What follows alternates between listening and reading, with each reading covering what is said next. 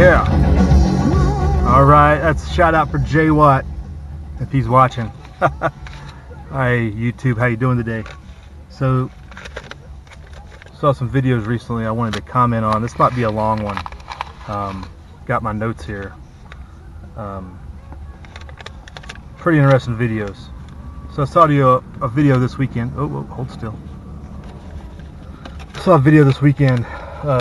Panhandle Preparedness doing a VR to a video he saw concerning the necessity or wanting SHTF happen because of the cleansing effect. And to quote, what he was concerned about is that people wanted the Dark Ages to return, and it would be all this angst and struggle and just, you know, it's SHTF. It's a true global cleansing, if you will.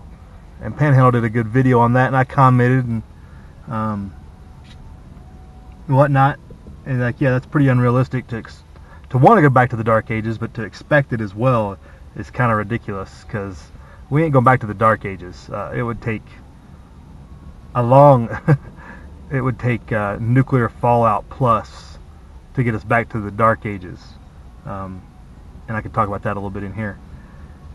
But he left it at that. He didn't mention who did the video or nothing like that, and I was left it at that. It was like, yeah, that's some good comments he had there on that video, which I'll put in the links below to Panhandle Preparedness' VR.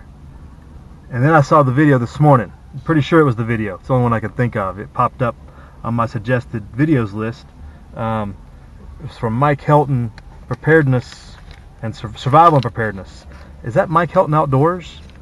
I think I remember that channel from way back when. I'm not subscribed. I thought I was subscribed to a Mike Helton Outdoors. Maybe it's the same guy. I'm not sure. I haven't seen a video off there in a long time. But so I came across my video. I'm like, this looks like it might be it. So I watched it because it piqued my interest, and it's a topic, obviously, that we've talked about. But got to get some perspective. You know, you can't just take one man's opinion of a video, right? It's better to gain your own opinion. So I checked it out, and it was interesting, this thought process, which a lot of it, you agree with some point that there needs to be some rectifying of their problems. We've got a lot of issues that aren't going to go away anytime soon. SHTF can cleanse, I guess you would say.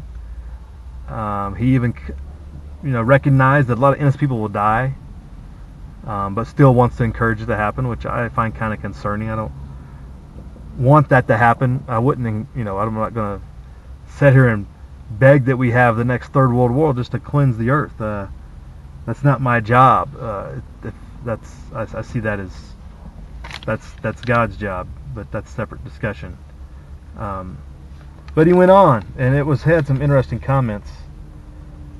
He said it needs to happen versus what he wants to happen. But he did say it needed to happen for 2+ years. There needs to be this just cataclysmic events that take place over. He mentioned 2 years for some reason, which, depending on what it is, it ain't going to take no 2 years. Just depending on what happens. He brought up EMP would be a way to do it. Sure, that's possible. But something more disturbing was he considered it would be like a vacation, and he quoted that it would be a vacation. I don't think anybody, if you've got to really think through that statement. There is nothing about survival or living in what I would consider probably the 1800s. Is probably about as far back as we're going to go, because there are centuries of development from the Dark Ages that have happened that we just aren't going to drop off. I mean, we know how to build things, we know how to construct things, steam power, even harnessing energy in many different ways that have happened since the Dark Ages. So we're not going to go there. But he said it's a vacation because you won't have all these stresses of life.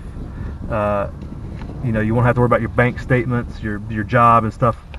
Oh, that's all necessarily true, but also preparing for the roving hordes that'll be looking for food and other things is not going to be a cakewalk.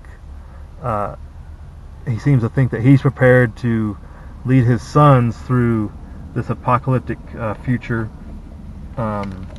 which even states he may not survive, but he's going to ensure that his sons do, and that's no guarantee either. But I question the statement of it's a vacation. That's not going to be true for anybody. I don't care how prepared you are, the Prepared Mind, Southern Prepper 1, Patriot Nurse, none of these people call it a vacation or consider it to be a vacation. And I don't think they've ever made a statement as such, and that I think everybody acknowledges that the suck factor will be extreme,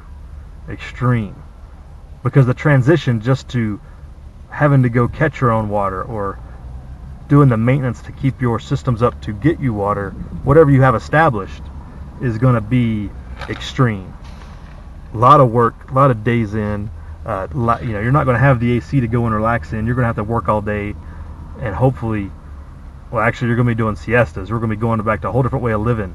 You're going to be getting up before daylight to get work in, coming back to cool off, 9, 10 in the morning, trying just to rest during the heat of the day, for example. And the winter's going to be a whole nother challenge. There's no vacation involved in that lifestyle. You're focusing on you and yours, getting your food and your survival that you need, water, shelter, and everything. You're focused on that at the moment, and that's a good way to live for the most part. That's why homesteading is I think a preferred lifestyle for most of us if we could get there. But when it comes to everything else around you, is falling apart to where there is no, hey, you just run to the store and picking up some milk, or just little things, conveniences that even if you live a homestead lifestyle, you can still reach out and get the little things, just the comfort items maybe. That's gone, potentially, more than likely, especially in what the scenario he brought up. A whole different way, but I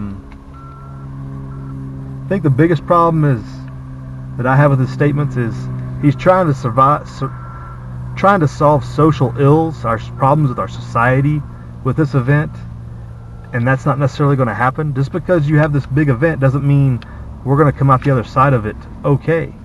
You have to have a certain percentage of the good people outlast the bad people. The good people have to be willing to defend and take them on and survive. I'm not sure that necessarily the good moral people are in it to win it in that respect. A lot of people are even adverse to taking other people's lives because they don't feel like it's their place to do that. If you're talking about the good-hearted people, so you're going to have that challenge. As example, set you guys over here. I'm trying to get a better. A little better rest here. So, yeah, that's kind of my initial look at what he was saying. You can't, and you're not going to be able to solve it. And Hoople's Cat had a good comment underneath that in those respects. So I got to give credit to him for.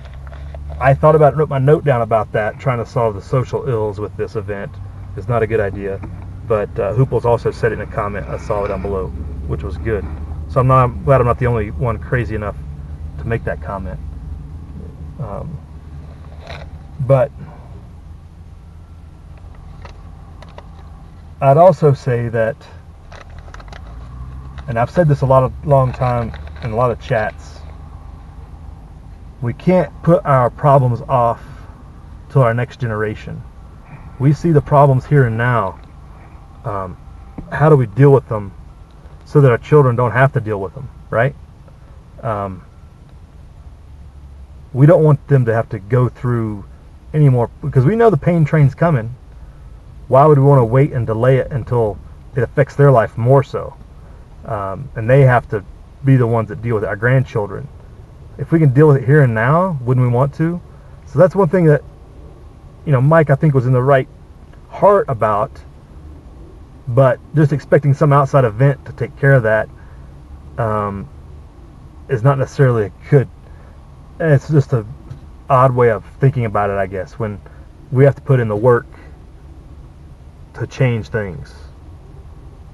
We can't expect some outside event to come in and save us, if you will, and hopefully we get out the other side okay.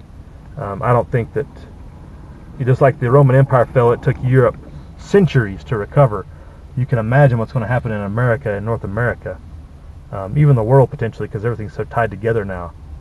If we were to have that fall now, so it really depends on what the event is. But Panhandle Preparedness said he wanted to die an old man, enjoy a good life and and everything, and live comfortably, and he wanted his daughters and kids and everything the same way. He mentioned that. But what happens on the other end? Our kids and our grandkids are still dealing with the same problems that Mike talked about.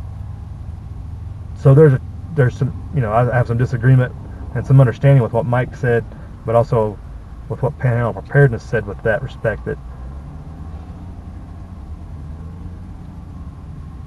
we prepare, and you want to be prepared for things, but you want to live a comfortable life and a good life, and and you just end up in your grave and old age and whatnot. But to what ends, and to what detriment to your progeny, your children, your grandchildren? What do they have to deal with that you can deal with now? Now, can we solve it right here and now, especially as individuals? We're not there yet. We've discussed many times that it's going to take a large uprising, a large group of people, to have any effect. It can't be done just through elections. Electing another president is not going to necessarily change the course or direction, because the problems are much greater than that, than can be solved by just one person making dictates. And we don't want a person making dictates, because that tyranny just begets more tyranny. And you hear that often as, well, the other guy did it, so I can do it. And they make excuse, and that's just more tyranny. And it feeds upon itself, and it's evil. And that's caused a lot of the problems that we're discussing. And that's what's going to have to be washed away at some point, whether it's warfare, economic collapse, or whatever it comes about. Don't wish it upon anybody, but it is going to come. If we can deal with it now, let's deal with it now. But you can only pass on so much, and prepare and pass on to the next generation the preparedness and the open eyes as to what the potential is out there and what the problems are, to help them deal with it. And maybe just they live a better lifestyle to avoid the problems of that as well. Maybe that's the long-term effect we can have now, is they don't fall into the traps that we did early on of the consumerist lifestyle and stuff, and they get away from that. Urban living is the devil in most respects, to what causes a lot of these dependent lifestyles, etc., that end up causing a lot of problems. So go check out those videos. Definitely comment on both of them, depending on how you feel about it. That was my comment. I think Mike has some. He's at the end of his rope in a lot of ways. We can't. This thing's beyond saving, which I agree. Do I want it to happen? No. I'm not going to wish it upon anybody. It's not going to be a vacation. There is no easiness, no matter how prepared you are, unless you're already living away from society and off the grid and in a cabin with no support structure at all. You're already living that lifestyle that is coming, the 1800s lifestyle. And I agree with Panhandle to a certain degree, but I don't know that I want to live it to old age, but still have this system as it's currently constructed continue beyond, outlast me. I don't think I want that either. It's going to be painful at some point. Why not for me? Even though my kids have to endure that as well, but they're going to be the ones leading through it as adults also. But unless there's something we can do here and now to affect it. So I empathize with both videos and both trains of thought to a certain degree.